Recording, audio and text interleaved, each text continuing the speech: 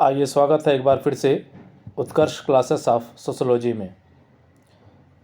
आज का हमारा विषय है हर्बर्ट स्पेंसर का उद्विकासीय सिद्धांत, paper code 301, unit second, BA तृतीय सेमेस्टर, बहुविकल्पी प्रश्नों के साथ। Classes bye Umesh sir. आइए शुरू करते हैं। सबसे पहले हम हर्बर्ट स्पेंसर का जीवन परिचय छोटा सा देखेंगे, उसके बाद हम उनकी थ्योरियों पे चलेंगे। तो शुरू करते हैं हम उनका जीवन परिचय। हर्बर्ट स्पेंसर का जन्म 27 अप्रैल सन 1820 में इंग्लैंड के डर्बी नामक स्थान पर हुआ था।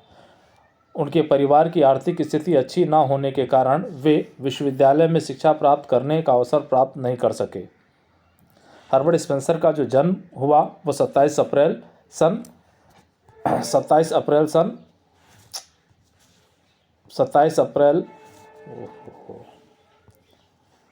1820 में इंग्लैंड के डर्बी नामक स्थान पर हुआ था। इनके परिवार की आर्थिक स्थिति बहुत खराब थी। आर्थिक स्थिति खराब होने के कारण ये विश्वविद्यालय शिक्षा प्राप्त नहीं कर सके। आपके पिता एक पादरी और अध्यापक थे। इनके पिता जो थे पादरी थे और साथ ही साथ वह अध्यापक थे। पिता की भांति स्पेंसर पर उनके चाचा थॉमस का भी प्रभाव पड़ा था। थॉमस इनके चाचा थे, तो थॉमस का भी प्रभाव जो है हर्बर्ट स्पेंसर के ऊपर दिखाई देता है, जिसके साथ इन्होंने अपनी किशोरावस्था व्यतीत किया था। थॉमस जो उनके चाचा थे, बचपन में वो अपने चाचा के साथ ही रहते थे, जिसके कारण से थॉमस का भी प्रभाव जो हर्बर्ट स्पेंसर पे दिखाई देता है, जो धार्मिक क्षेत्र में क्रांतिकारी विचार रखते थे, जो कि धार्मिक क्षेत्र में क्रांतिकारी विचारक थे और चर्च की बढ़ती सत्ता के विरोधी थे, और वो चर्च के सत्ता के विरोधी थे। थॉमस के विचारों में चिंतन का भी स्पेंसर के व्यक्तित्व और कृतित्व पर प्रभाव पड़ा। अब चूँकि उनके साथ बचपन में अपने चाचा के साथ रहते थे, तो उनके व्यक्तित्व और उनके विचारों का प्रभाव जो है वह हर्बर्ट स्पेंसर पर भी दिखाई देता है। स्पेंसर का स्वास्थ्य जीवन भर खराब ही रहा और आर्थिक दशा भी ठीक नहीं थी। तो हर्बर्ट स्पेंसर का स्वास्थ्य हमेशा खराब रहता था, उनकी आर्थिक स्थिति भी बहुत अच्छी नहीं थी।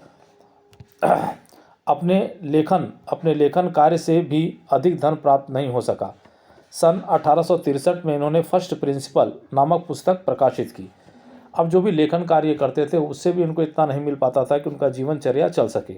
सन 1863 में इन्होंने फर्स्ट प्रिंसिपल, जो समाजशास्त्र की पहली पुस्तक मानी जाती है, उसकी रचना की इन्होंने, जिसमें आपने अपने दर्शन प्रणाली के सिद्धांत को प्रतिपादित किया, जिसमें इन्होंने जो है अपने दार्शनिक दृष्टिकोण के सिद्धांत को प्रस्तुत करने का प्रयास किया। इसके पूर्व 1858 में सिंथेटिक फिलॉसफी नामक एक योजना प्रकाशित की थी, जिसमें उद्विकास के सिद्धांत को सार्वभौमिकता पर बल दिया था।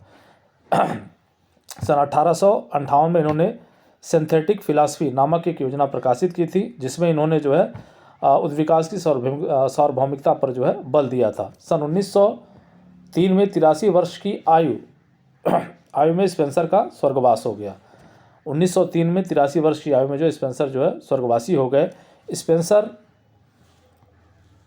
एक व्यवहारिक व्यक्ति थे। इन्होंने party of humanity and x club की सदस्यता ग्रहण की थी।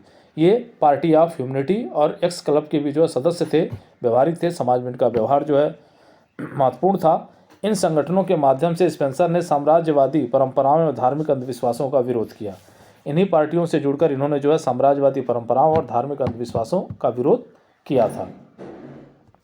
चलिए आगे देखें हम लोग। जो है इनकी कुछ रचनाएं हैं जो महत्वपूर्ण हैं, आप देख लें। जो है तो रचना आती है इनकी सामाजिक स्थिति विज्ञान, सोशल स्टैटिस्टिक्स कहते हैं।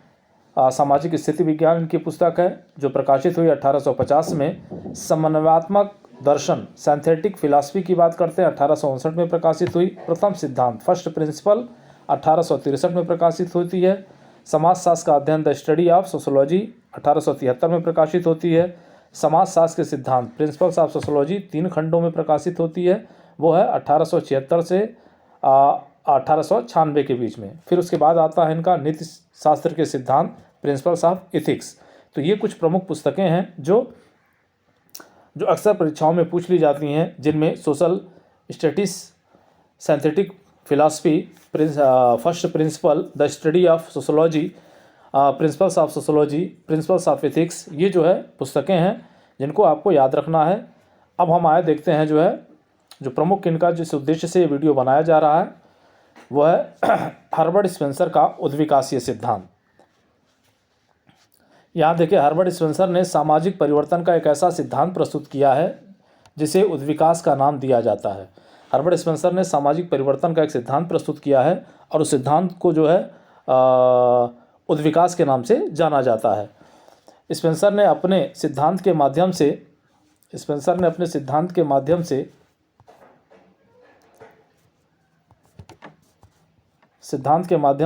न केवल स्पेंसर ने अपने सिद्धांत के माध्यम से सामाजिक परिवर्तन का एक ऐसा सिद्धांत प्रस्तुत किया है जो सामाजिक परिवर्तन को ही सामाजिक विकास के रूप में रेखांकित नहीं करता, बल्कि भौतिक और सामाजिक क्षेत्र में होने वाले परिवर्तन को भी उद्विकास के रूप में व्यक्त करता है। अब स्पेंसर ने जो है सामाजिक परिवर्तन का जो सिद्धांत दिया है वो सिद्धांत न केवल सामाजिक परिवर्तन को उद्विकास के रूप में व्यक्त करता है, बल्कि भौतिक और सामाजिक क्षेत्र में होने वाले उद्विकास को भी होने वाले परिवर्तन को भी उद्विकास के रूप में व्यक्त करता है। अब यहाँ आए देखें हम जो है उद्विकास का अर्थ। भाई उद्विकास का अर्थ क्या होगा, इसे हम जानने का प्रयास करें कि भाई उद्विकास का अर्थ क्या है। तो जो उद्विकास शब्द है आपका, अंग्रेजी भाषा का एवोल्यूशन शब्द जो है उसकी उत्पत्ति जो है लैटिन भाषा के शब्द इवोल्वेयर से मानी जाती है। अंग्रेजी भाषा का जो इवोल्यूशन शब्द है वो लैटिन भाषा के इवोल्वेयर से बना हुआ है और यहाँ इवोल्वेयर ई प्लस वोल्वेयर से बना है, जहाँ ई का अर्थ होता है बाहर की ओर और वोल्वेयर का अर्थ होता है प्रकट होना या फैलना। इससे स्पष्ट होता है कि किसी वस्तु का बाहर की ओर फैलना उद्विकास है। अब यहाँ पे आप देखें कि अंग्रेजी शब्द इवोल्यूशन लैटिन भाषा के इवोल्वेयर शब्द से बना हुआ है और ये जो लैटिन भाषा का इवोल्वेयर शब्द है वो ई प्लस वोल्वेयर से बना हुआ है, जहाँ ई का अर्थ होता है बाहर की ओर और वोल्वेयर का अर्थ होता है फैलना।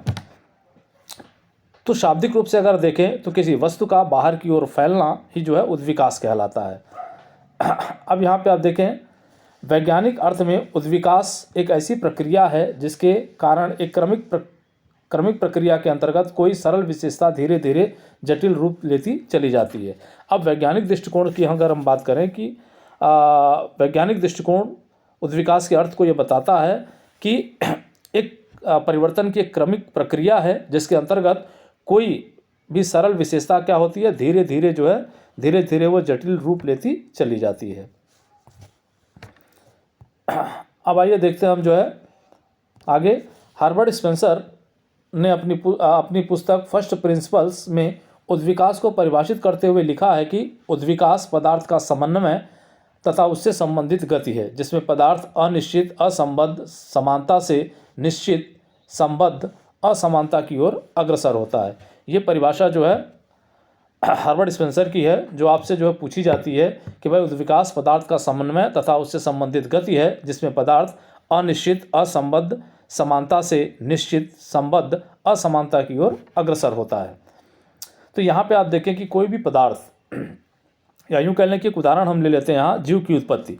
तो हम जीव की उत्पत्ति की अगर हम बात करें जो है, तो जब हम जीव की उत्पत्ति को देखते हैं तो हम पाते हैं कि जो है जीव की उत्पत्ति जो है एक कोशिकी से शुरू हुई जो है।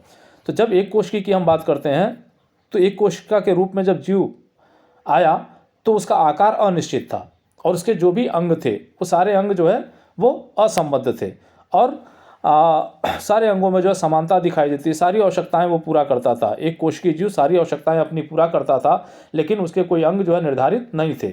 लेकिन धीरे धीरे उद्विकास की प्रक्रिया अग्रसर हुई तो जो है एक कोशिकी बहुकोशिकी में आया। उसके बाद देखें कि उनकी समानताएं थोड़ी असमानताओं में होने लगी। उसके बाद आप देखें कि वो जो थोड़ा और विकसित हुआ तो जलचर प्राणियों का विकास हुआ, जिसमें जो है उनके अंग जो है धीरे धीरे जो है वो निश्चित होने लगे, उन अंगों में संबद्धता आने लगी कि भाई हाथ की जगह हाथ होगा, आँख की जगह आँख होगा, पैर की जगह पैर होगा, ये संबद्धता आने लगी और उनके वो जो है असमानता की ओर अग्रसर होने लगे। और इस उद्विकास को समझने के लिए उस उद्विकास को समझने के लिए जीव की उत्पत्ति को हम क्रम से देखने का प्रयास करें, या एक माँ के गर्भ में शिशु के जो है निर्माण की अगर प्रक्रिया को हम देखें तो उस निर्माण की प्रक्रिया से इस परिभाषा को हम जो है वो समझ सकते हैं। चलिए आगे देखें हम जो है उद्विकासीय सिद्धांत। स्पेंसर का उद्विकासीय सिद्धांत वस्तुतः समूचे ब्रह्मांड में उद्विकसित होता हुआ दिखलाने से संबंधित है। ये जो इनका सिद्धांत है वो संपूर्ण ब्रह्मांड में उद्विकास को व्यक्त करने का प्रयास करता है। संपूर्ण ब्रह्मांड का उद्विकास दर्शाने के लिए स्पेंसर ने सर्वप्रथम इसे निम्नलिखित 3 खंडों में विभक्त कर दिया है।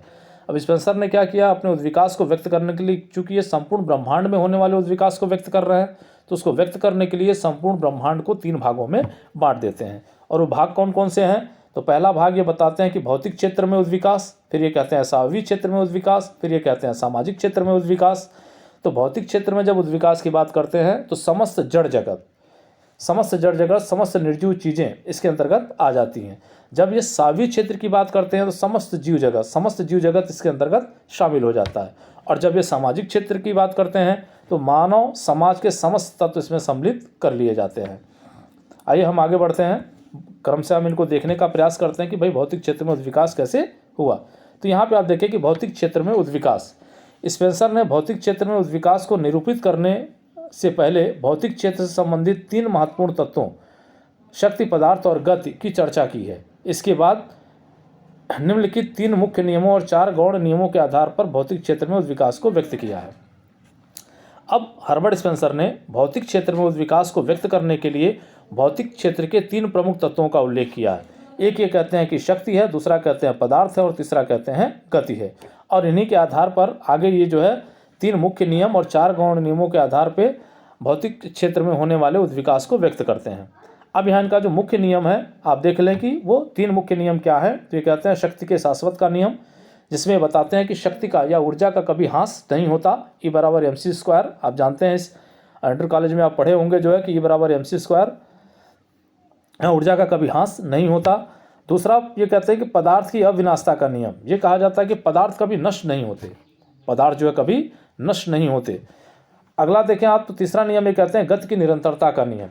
ये जो है नियम जो है ये बताता है कि गति की निरंतरता का नियम ये बताता है कि आप संपूर्ण ब्रह्मांड को देखें तो संपूर्ण ब्रह्मांड के जो ग्रह नक्षत्र हैं वो सब कुछ अपने अपने गति से निरंतर गति कर रहे हैं। ब्रह्मांड की बात जहाँ तक हम करें, अणु ले लें, छोटा सा जो है ब्रह्मांड का जो सबसे छोटा हिस्सा है उसमें भी इलेक्ट्रॉन, प्रोटॉन और न्यूट्रॉन होते हैं जो अपनी अपनी कक्षाओं में लगातार गति करते रहते हैं, जिसके आधार पर जो है जैसे ब्रह्मांड को देखें तो ब्रह्मांड की व्यवस्था उसके आधार पर बनी रहती है, उनकी गतियों में परिवर्तन नहीं होता, निरंतर वो गति अपने हिसाब से अपनी सीमा के अनुसार वो गति करते रहते हैं।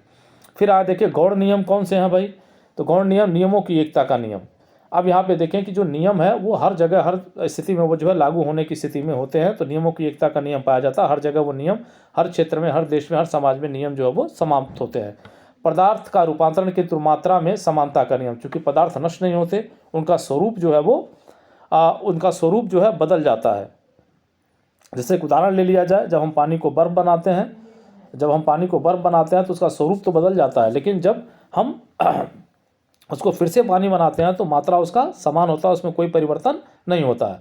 या यूँ कह लें कि हमने किसी लकड़ी को जला दिया है, लकड़ी जलने के बाद वो राख हो जाता है, तो सारे तत्व उसमें से, जो भी तत्व उसमें से बाहर निकलते हैं, अगर उन तत्वों को फिर से समायोजित कर लिया जाए तो फिर से वो सारे तत्व या मात्रा फिर से वो प्राप्त की जा सकती है। उसी प्रकार देखें कि निम्न प्रतिरोध एवं अधिकतम आकर्षण का नियम, ये तीसरा नियम ये बताते हैं, निम्नतम प्रतिरोध एवं अधिकतम आकर्षण का नियम। जो भी ग्रह हैं, नक्षत्र हैं, जो भी चीज़ें हैं यहाँ पे जो है वो सब कुछ जो है न्यूनतम प्रतिकर्षण और अधिकतम आकर्षण के नियम से जो है वो बंधे हुए हैं, एक दूसरे से बंधे हुए हैं। क्रमिक गति का नियम, गति की निरंतरता पाई जाती है। पहले ही बताया गया कि क्रमिक गति चलती रहती है, क्रम है गति की, उसी गति से जो है लगातार गति होती रहती है। जैसे अगर हम बात करें पृथ्वी की गति जो है 1600 कुछ किलोमीटर प्रति घंटे की रफ्तार से वो नाच रही है, तो उसकी गति क्या है, क्रमिक गति जो है बनी हुई है, क्रम से वो नाच रही है, दिन रात हो रहा है जो है, तो क्रम निर्धारित है उसका जो है। तो इसी तरह से तमाम उदाहरण आपको मिल जाएंगे। आइए, स्पेंसर ने इन्हीं 3 मुख्य नियमों और 4 गौण नियमों के आधार पर भौतिक क्षेत्र के तत्वों, शक्ति, पदार्थ और गति के माध्यम से भौतिक क्षेत्र में उद्विकास को निरूपित किया है। अब यही जो 3 मुख्य नियम है, शक्ति के शाश्वत का नियम, पदार्थ अविनाशता का नियम, गति की निरंतरता का नियम, और 4 गौण नियम, नियमों की एकता का नियम, पदार्थ के रूपांतरण किंतु मात्रा में समानता का नियम, निम्नतम प्रतिरोध और अधिकतम आकर्षण का नियम, क्रमिक गति का नियम, और इन्हीं नियमों के आधार पर इन्होंने भौतिक क्षेत्र में होने वाले उद्विकास को व्यक्त किया है। आगे आए आप जो है सावी क्षेत्र में होने वाले उद्विकास को हम देखने का प्रयास करते हैं। तो सावी क्षेत्र में होने वाले उद्विकास, सन 1859 में प्रकाशित चार्ल्स डार्विन की पुस्तक द ओरिजिन्स ऑफ स्पाइस, जिसको हम जीव की उत्पत्ति कहते हैं, में जीव जगत के उद्विकास के महत्व में संघर्ष को अत्यधिक निरूपित किया गया। अब यहाँ पे आप देखें कि सन 1859 में एक पुस्तक प्रकाशित होती है चार्ल्स डार्विन की, द ओरिजिन्स ऑफ स्पाइस, या जिसे हम जीव की उत्पत्ति कहते हैं। उसमें जो है उद्विकास में जो है संघर्ष के महत्व को स्वीकार करते हुए उसे व्यक्त करने का प्रयास किया गया, इनके समकालीन रहे स्पेंसर ने सावी क्षेत्र में उद्विकास को निरूपित करने के लिए उन्हीं नियमों को काम में ले लिया। अब इन्होंने क्या किया, जो है हर्बर्ट स्पेंसर ने चार्ल्स डार्विन के समकालीन थे, तो जो नियम चार्ल्स डार्विन ने जो है जीव की उत्पत्ति में जो है दर्शाए थे, उन्हीं नियम को इन्होंने क्या किया, अपना लिया, जिसके कारण स्पेंसर को चार्ल्स डार्विन का बुलडॉग भी कहा जाता है। और इसी के कारण जो है हर्बर्ट स्पेंसर को चार्ल्स डार्विन का बुलडॉग कहा जाता है। ये प्रश्न आपसे पूछता है कि भाई चार्ल्स डार्विन का बुलडॉग कौन है, तो वो स्पेंसर है, या किसे चार्ल्स डार्विन का बुलडॉग कहा जाता है, तो वो स्पेंसर को कहा जाता है। और ये पुस्तक बड़ी महत्वपूर्ण है, द ओरिजिन्स ऑफ स्पाइस, बार बार आप परीक्षाओं में पूछती है आपसे जो है। अब यहाँ जो नियम इस्तेमाल में लाए गए स्पेंसर के द्वारा, और वे नियम किसके आधार पे थे, तो चार्ल्स डार्विन के नियमों के आधार पे थे। उसमें पहला नियम आता है अस्तित्व के लिए संघर्ष, दूसरा नियम आता है योग्यतम की उत्तरजीविता, और तीसरा नियम आता है प्रकृति चयन का सिद्धांत। अब यहाँ आप देखें तो प्रत्येक जीव क्या करता है कि अपने आप को बचाए रखने के लिए, अपने अस्तित्व को बचाए रखने के लिए संघर्ष करता है।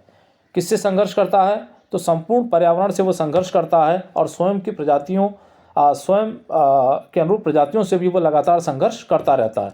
इस संघर्ष में जो योग्य बनकर उभरता है, योग्यतम की उत्तरजीविता, इस संघर्ष में जो अपने अंदर नवीन विशेषताएं पैदा करता है, अपने अंदर नवीन योग्यताओं को पैदा कर लेता है, वो तो बच जाता है। बाकी अन्य जीव जो अपने अंदर समुचित गुणों का विकास नहीं कर पाते या योग्य गुणों का विकास नहीं कर पाते, वह प्रकृति चयन के नियम से क्या करती है, प्रकृति उनको नष्ट कर देती है। स्पेंसर ने अब सामान्य तौर पे आप देखें कि डायनासोरस जो स्थल का सबसे बड़ा जीव था, वह जो है प्रकृति के अनुकूल अपने आप को नहीं ढाल पाया, या अपने अंदर उत्तम गुणों का विकास नहीं कर पाया, जिसकी वजह से प्रकृति ने उसको नष्ट कर दिया।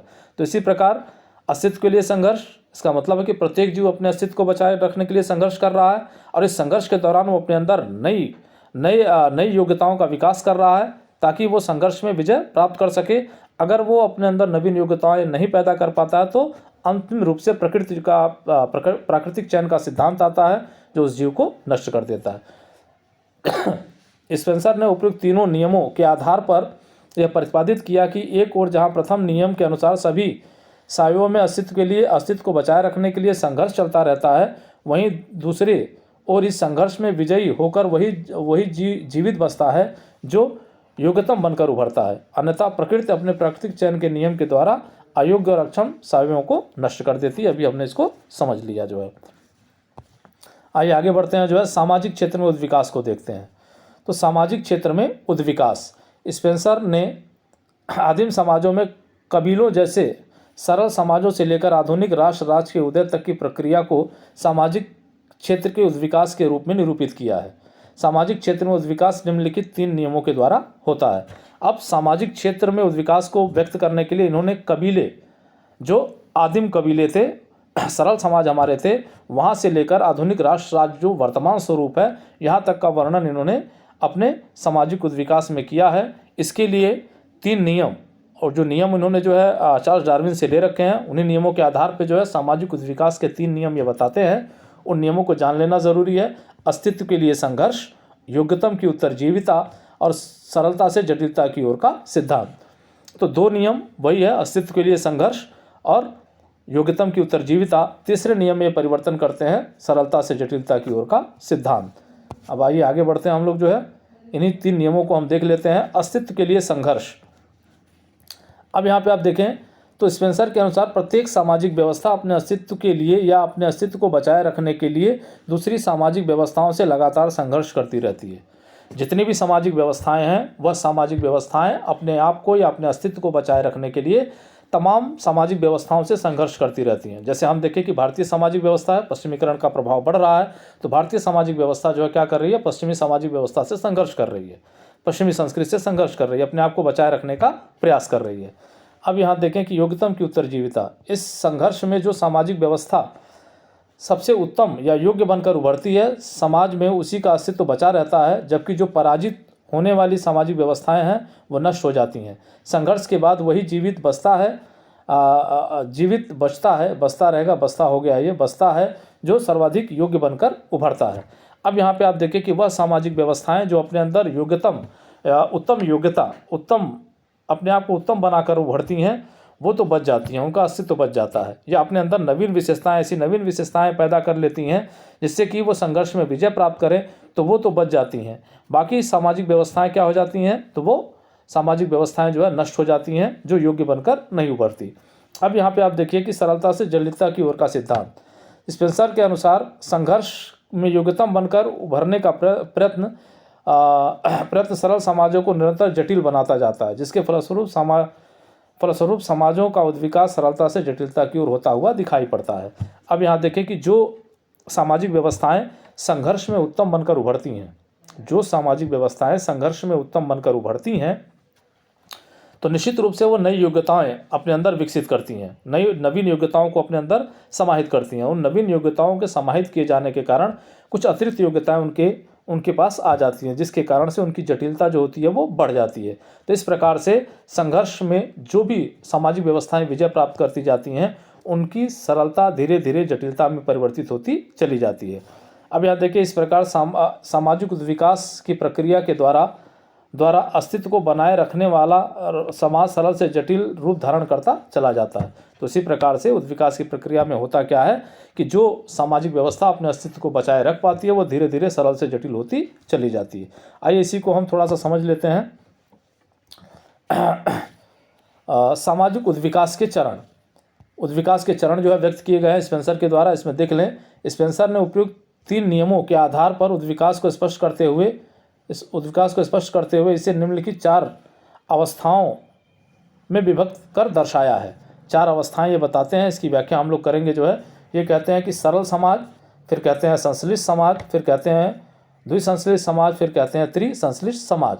अब यहाँ आप देखें, पहला कहते हैं सिंपल सोसाइटी, दूसरा कहते हैं कंपाउंड सोसाइटी, तीसरा कहते हैं ड्यूली कंपाउंड सोसाइटी और तीसरा कहते हैं ट्रिपली कंपाउंड सोसाइटी।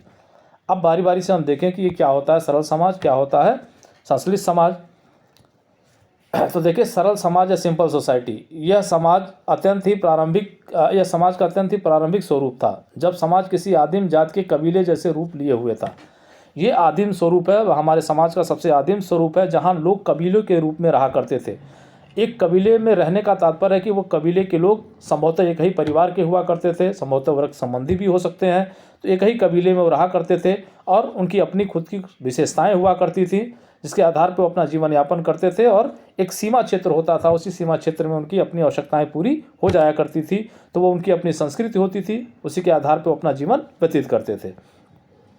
संश्लिष्ट समाज, जिसको कंपाउंड सोसाइटी कहते हैं, जब एक से अधिक कबीले आपस में मिल जाते हैं तो समाजों की सरलता थोड़ी सी जटिलता में रूपांतरित हो जाती है।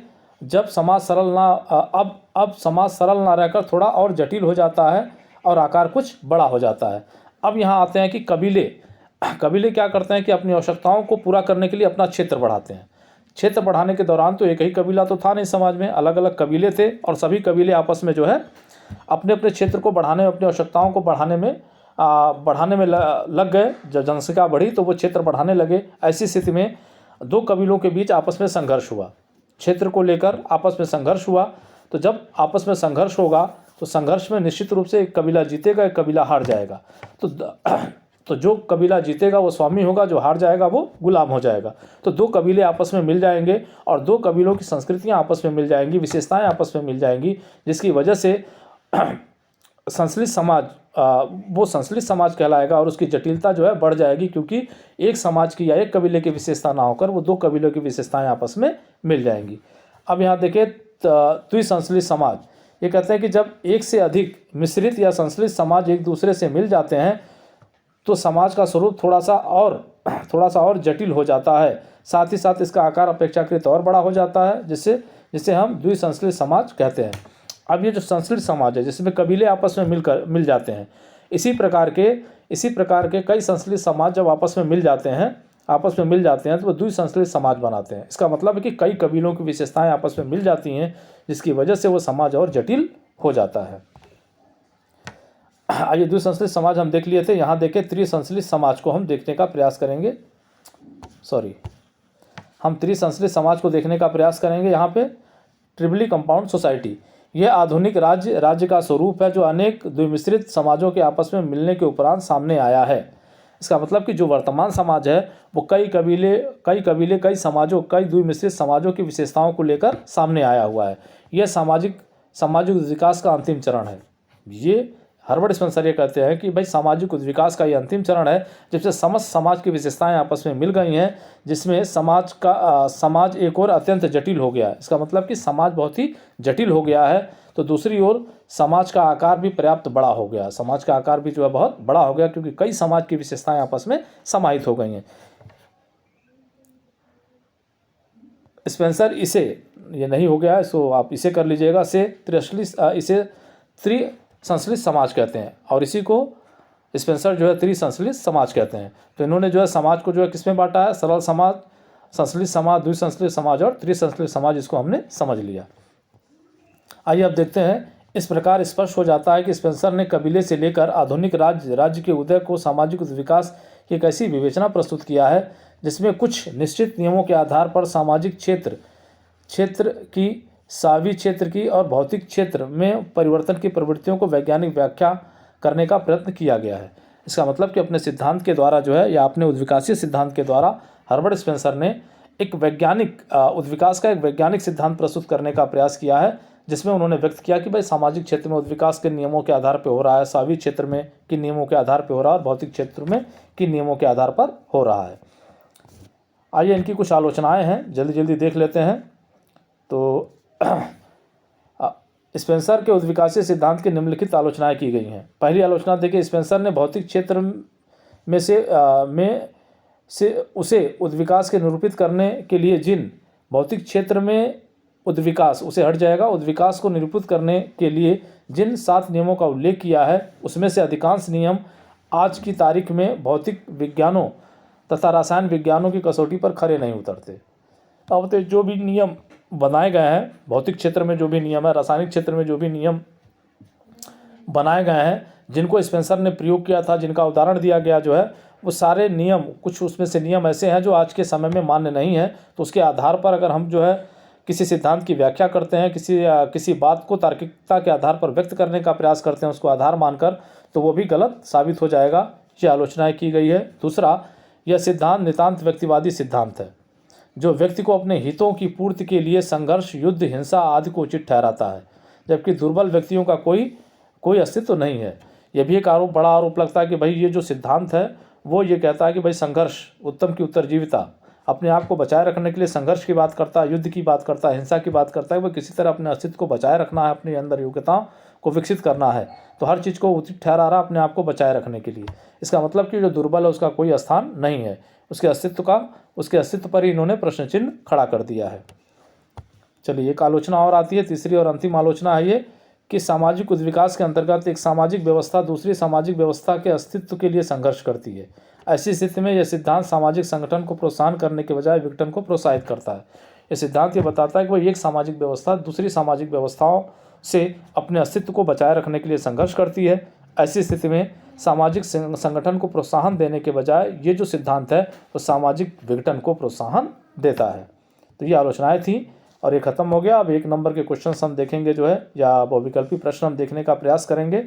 तो यहाँ आप देखें, तो शुरुआत करते हैं हम जो है हर्बर्ट स्पेंसर का जीवन काल।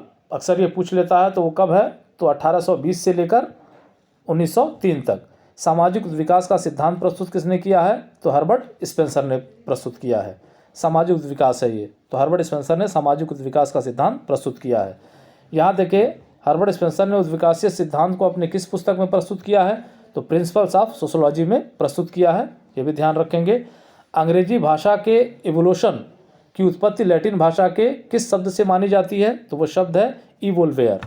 ये जो है इवोल्वेयर शब्द से जो है इसकी उत्पत्ति मानी जाती है। अब यहाँ देखिए, लैटिन भाषा का इवोल्वेयर शब्द 2 शब्दों ई प्लस वोल्वेयर से बना है, जिसका क्रमशः अर्थ है, ये क्रमशः होना चाहिए था, कम हो गया, क्रमशः अर्थ है। तो ई का अर्थ होता है बाहर की ओर, और वोल्वेयर का अर्थ होता है फैलना या प्रकट होना। ये जो अर्थ होता है इसका पहले ही बताया गया आपको जो है कि भाई इवोल्वेयर जो है लैटिन भाषा के एवोल्यूशन लैटिन भाषा के इवोल्वेयर शब्द से हुआ है, उत्पत्ति हुई है। और इवोल्वेयर 2 शब्दों के योग से बना, ई प्लस वोल्वेयर। और ई का अर्थ जहाँ होता है बाहर की ओर, वोल्वेयर का अर्थ होता है फैलना या प्रकट होना। हर्बर्ट स्पेंसर ने संपूर्ण ब्रह्मांड को 3 खंडों में विभक्त किया है। कौन कौन से खंड हैं वो, तो भौतिक क्षेत्र, सावयवी क्षेत्र और सामाजिक क्षेत्र। 7वां देखिए, भौतिक क्षेत्र से संबंधित किन 3 आधारभूत तत्वों का उल्लेख स्पेंसर ने किया है, ये पूछता है आपसे। तो शक्ति है, पदार्थ है और गति है, तीनों को याद रखेंगे आप जो है। चलिए आगे देखें हम जो है the origin of spice. The origins of spice पुस्तक के लेखक कौन है, 1859 में प्रकाशित हुई थी, ये भी पूछ लेता है, तो वह है चार्ल्स डार्विन। हर्बर्ट स्पेंसर ने सावयवी क्षेत्र में, 9वां देखें, हर्बर्ट स्पेंसर ने सावयवी क्षेत्र में उद्विकास को निरूपित करने के लिए 3 नियम बताए हैं। तो 3 नियम कौन से हैं, तो अस्तित्व के लिए संघर्ष, योग्यतम की उत्तरजीविता और प्राकृतिक चयन का सिद्धांत। तो इसको भी याद कर लेंगे। 10वां देखें आप जो है, हर्बर्ट स्पेंसर ने सामाजिक क्षेत्र में उद्विकास के 3 नियम बताए हैं। सामाजिक क्षेत्र में उद्विकास के 3 नियम बताए हैं, वो हैं अस्तित्व के लिए संघर्ष, योग्यतम की उत्तरजीविता और सरलता से जटिलता की ओर का सिद्धांत। तो ये सामाजिक क्षेत्र है, ऊपर का जो है वो जैविक क्षेत्र या सावयवी क्षेत्र के अंतर्गत है जो है। 11वां क्वेश्चन देखें, हर्बर्ट स्पेंसर ने सामाजिक उद्विकास के 4 चरणों का उल्लेख किया है। कौन कौन से चरण है सामाजिक उद्विकास के, तो सरल समाज है, संश्लिष्ट समाज है, द्विसंश्लिष्ट समाज है और त्रिसंश्लिष्ट समाज है। तो ये जो है ये भी पूछता है आपसे, तो ये भी ध्यान रखेंगे आप। 12वां देखिए, भौतिक क्षेत्र में उद्विकास के 3 मुख्य नियम हैं।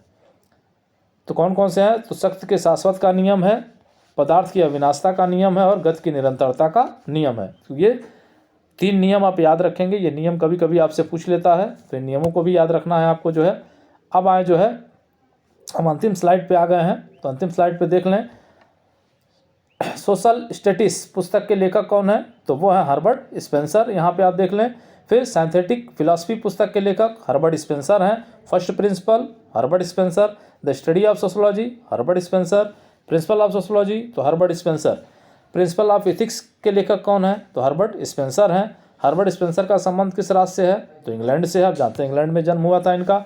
उसके बाद देखें कि सामाजिक डार्विनवाद, ये भी पूछता है आपसे कि सामाजिक डार्विनवाद का सिद्धांत किसने दिया, तो हर्बर्ट स्पेंसर ने दिया। चार्ल्स डार्विन का बुलडॉग किसे कहा जाता है, तो हर्बर्ट स्पेंसर को कहा जाता है। डिस्क्रिप्टिव सोशोलॉजी सन 1873 से 1894 2 खंडों में प्रकाशित हुआ, किसका है, तो ये हर्बर्ट स्पेंसर का है। तो याद रखिएगा, ये पुस्तक महत्वपूर्ण है, पूछ लिया जाता है कभी कभी। तो ये आज का वीडियो था हर्बर्ट स्पेंसर का उद्विकासीय सिद्धांत, जो BA 5th सेमेस्टर से संबंधित है। तो आप इसको जो है यूनिट 2 का है ये जो है, आप इसको याद रखिएगा। वीडियो को लाइक करिएगा, सब्सक्राइब करिएगा, शेयर करिएगा और जो भी कमियां हों उसको कमेंट करिएगा। जय हिंद, जय भारत।